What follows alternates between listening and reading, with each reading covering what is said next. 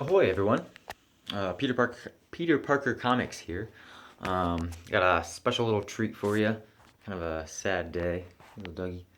I'm moving very, very soon. I mentioned it in my previous couple videos. I was gonna do a live stream for this, but it was one of those things I'm doing spontaneously, and I don't have time to like prep it and make a post to like get people ready for it, and I don't know. I know you can like rewatch those things, but the thing about this, if I tear down this wall, once they come down, I can't put them back up and do it again. So it's got to just be like one take out of it. And I didn't know if I wanted to put it on YouTube or Instagram. I have a bigger following on Instagram, so I could have, you guys might appreciate it more. But this way, I can do it longer. I can do it the landscape mode, and I can just leave it up for you guys to see periodically, so it'll be a different type of thing rather than I had planned. And yeah, I'm in my fucking PJs, because again, this was just a spontaneous little thing. I was gonna wait another couple days to do this, and try to. I thought about kind of doing like a crazy live auction thing and selling a lot of these, but I decided not to, because I did manage to make enough money to fund my fund my move. Thor on the wall. Yeah, I was like scrambling this last couple weeks to make enough money so I could afford this last minute move. And I had to see a few holes there. I did have to sell a couple, but this is my pride and joy to collecting. Been doing it like all my life, but this is my big Marvel wall of first appearances. So if you're still with me in this video, I'm gonna tear all these down savagely, and throw them, and cry, and there's gonna be fluids. I might spit. I might pee a little bit. I'm gonna do some other things. Yeah, I think I can flip it around. So, no, that's how you take a picture. Okay. Well, we'll just do it this way. I'll actually go through them. I'll set the camera down and then bring each one to you so you can see. I tried doing this at my last house and it was a disaster because I was brand new to filming anything and I didn't know how to lay my phone up. I couldn't shoot this way because I didn't have a front-facing camera. I had to face it the other way and just hope I was in view. So I'll give you a quick little scan through and then I'll tear them all down. My battery life will only film a 17-minute video, so I can't go over that. But the top few are reprints or European versions, Euro variants as they're called. Ditko Spider-Man, special custom-made Doctor Strange, Italian X-Men. But then when you get like down here and then starting pretty much everything else is real, it's authentic, it's a first print, it's they're not like facsimile covers, whatever. But I have no problem collecting reprints and alternate versions because it saves you thousands and thousands of dollars. Like, I have no interest in owning a real. Here's all the big premiere issues lined up together: Cap, Iron Man, Subby, and Iron Man, Namor, Hulk. Chip. Sorry, I don't know what I'm doing. I'm spacing out. But rather than having like a Detective 27 or an Action 1, which would cost you tens of thousands of dollars for a beat up rag, hundreds of thousands for a nice one, you can spend tens of 50s for a near mint looking one. Or get yourself like a custom made cover that looks worn and kind of whatever for like 30, 35. I do that with a lot of books too. So I'll kind of show some of those off. I want to be able to see all of them. I already packed up my step stool, so I hope I don't need it. Yeah, this took me like a fucking week or two, a couple weeks to build. It was a week. It was 6 days. And on the 7th day, I rested. Alright, good enough. So, alright, let's just go in order. Hope you guys are still with me. This would have been fun to do live, but at the same time, I don't have a computer set up to read comments as I'm doing it and all that shiz. So, and again, sorry, I'm just lazy bumming it. And I have a big obstruction in front of me, so I have all these books here in my way. I'm reaching. This is all makeshift. This isn't high budget, highbrow. This is your first Marvel comic. They started off as Timely, and then had a couple of names, and then ended up being Atlas. What was one of the other ones before that? I don't know, but they circled back around to being Marvel. Not circled, but I don't know. Whatever. Oh, well, no, what I'm trying to say is this was a Timely book. This is the first... Yeah, oh my god. This is a Timely book. Marvel's first... Marvel used to be Timely. This was their first comic book. Marvel Mystery Comics #1. It has this stupid gay little gold banner badge of courage on it, which ruins it. But other than that, I don't mind it. It's cool from afar. So, they weren't called Marvel then, they were called Timely. And I was totally thinking of a different book when I was talking. And eventually went through name changes, went up to Atlas, circled back to being called Marvel, which was like their first... I don't know if they originally called that, but I mean, I know they were Timely, but I didn't know if like they were like, oh, the guys over at Marvel or whatever. I think just Marvel Mystery was the name of that title. But anywho, they wound up being called that like right before or right after or right during when Fantastic Four #1 came out. This is a golden record reprint. It had to have been like right before, like a month or two before, when they were still doing like monster books and westerns. They must have finally changed the name to Marvel. It had to have been really close to when this came out, so 1960, 1961. Changed the name back, because that's when they were going out of business, and I think they were just like trying something new, last ditch effort to revitalize, and they're like, oh, throw back to Marvel. We used to have that Marvel Mystery comic. We used to be called Marvel Comics, basically. Let's do that again. But this was, so this was Stan going out in a blaze of glory, decided to do a superhero book, go against the grain a little bit. Although it's totally in the vein of Justice League, which did inspire it. It's like Marvel took its roots from DC, but then planted way better trees, and DC's been trying to catch up ever since. But Golden Record reprint, mine's probably the only one in the world that has the number on it, because no Golden Record reprints have the prices on them, but a couple of them, either all of them or this one, so they just don't have, I don't know, they either don't have the price and the number, or just they don't have the price and this one doesn't have the number on it. Because an authentic FF1 has a big old stupid... No, I don't know if the circle is around the 10 cent or if the circle's around the 1, but it looks silly. But this one was custom put in by some dude back in 1966 when it came out. Some kid drew in his own little thing, and he was the only owner of it up until, I don't know, 8 years ago when I got it. My dad got it off of him and gave it to me as a Christmas present. So, I don't know, there's a cool little story to that one. I will cherish this forever. I totally am fine owning this rather than a real Fantastic Four #1, which would cost you almost 10 grand now. This was, I think, 80 bucks. She might have got discounted as well.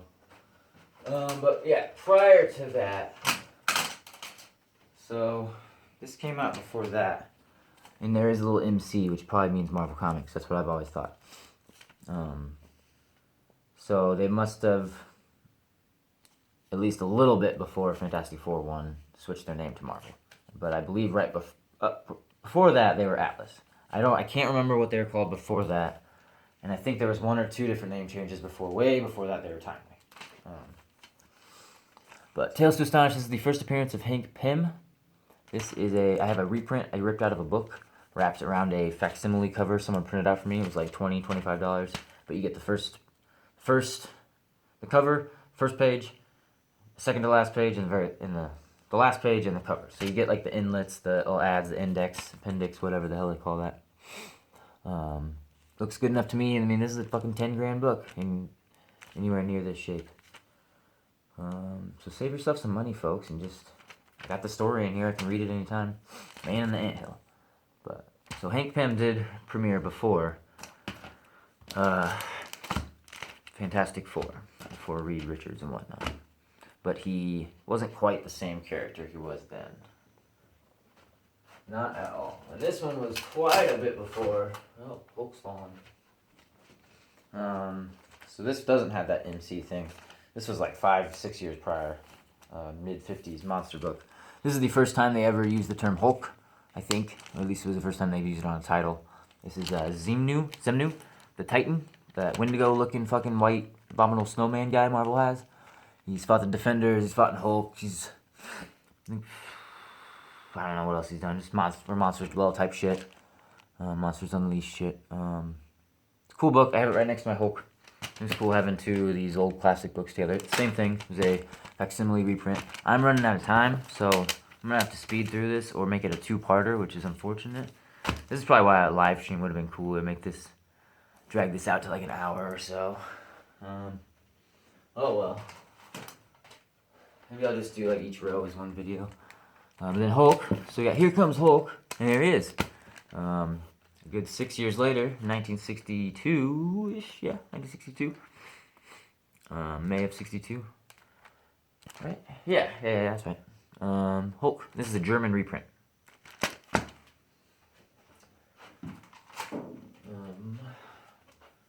And around that time, probably May, probably the exact same month, Submariner came back, who did first premiere in this book. He is Marvel's first character, so is Kazar, the Angel, the Ferret, a couple other retarded characters. But Submariner first premiered in FF4, Silver Age Submariner. That is a just super fucking nice copy of it. Oh shit. And then in the same month, I believe Thor was a week before, but you could have found an Amazing Fantasy and Journey into Mystery 83 on the rack at the same time. Let's see. They've been sitting right there next to each other, man. What a sight that would have been. August of 62, I think. Yeah, because then Spider-Man 1 was 63. This is a German reprint. It's a little more brown than like dark blue. And this is a coverless copy I own wrapped in a facsimile cover. It's hella worn, you can tell. But one of my prized possessions right here. I don't care if it's naked. I like my coverless books. It's a great substitute because you can get covers made really cheap. But this little gem is the Steve Ditko version of Amazing Fantasy before they decided to go with Kirby's last minute. So even Kirby gets some creation credit to Spider-Man, but very little. But I love that, and that's a Marvel official index Spider-Man #1 or #2, and it's the back cover, so I just have it flipped around. It's a $1 book. You can get that shit on my comic shop for $1, $1.20. And you can sell those. I flip them for 10. People love that cover. You can get framed. It's a cool piece. It would have been cool to get Ditko to sign one of those, but hell, he stopped signing stuff before he ever started because he never really did. Early 70s maybe?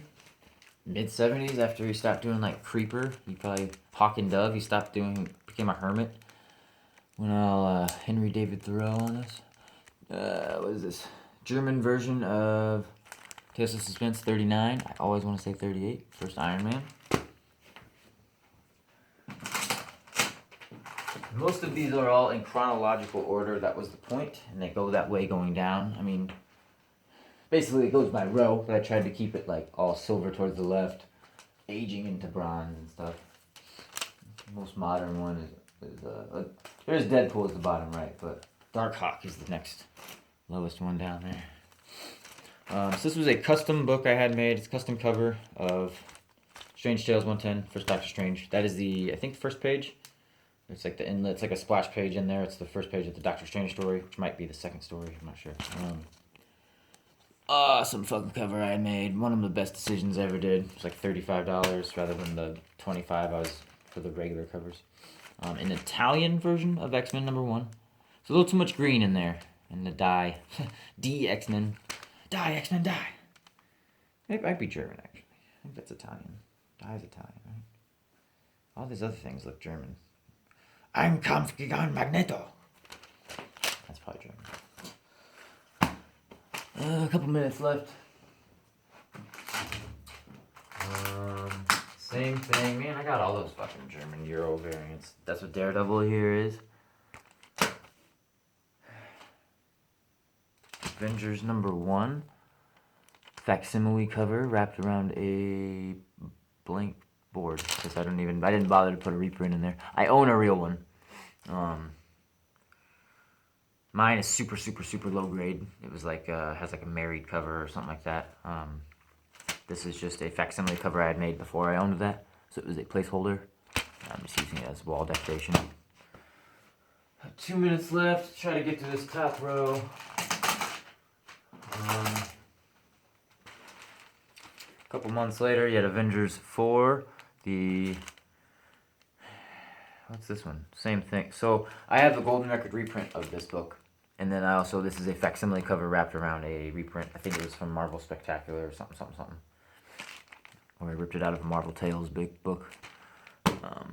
But I mean, fuck, man. These would cost you $1,500 for beat up versions of both. Like combined, you'd spend over $1,000 for beat up versions. I spent less than $50, I think, for both of these covers, and they look authentic. They look real to me. I already had the stories in like graphic novel form. It's a great way to, I mean, just an idea people can have. You don't have to go all out. Comic collecting is not that hard. There's tricks to kind of like beat your way to the top. First Khazar, it's Silver Age Khazar, because again, he premiered in this book right here, Golden Age, Silver Age. One of Marvel's first creations. I believe the first story in there is Submariner, but if it's not him, it's Angel, but I think it's Submariner. Khazar is in the middle or the back, but first Zabu. That's a beat up rag, cost me like $30, but it's authentic. Yeah, these last two are all real. And every other book up here. Oh, there goes a lot of them actually. I was probably in the way, so you missed it, but it slid right down. That's funny. This is all going to hell in a handbasket. Yeah, I don't think there's any other fakers up there, any other facsimiles. They're all legit. That Monsters on the Prowl is a reprint of that book I showed you earlier. But it's an authentic Bronze Age book of Monsters on the Prowl. But I think it was from Journey into Mystery or something. Alright, I gotta wrap this up, guys. Thanks for watching. Here was those last two from the top row. Alright, peace.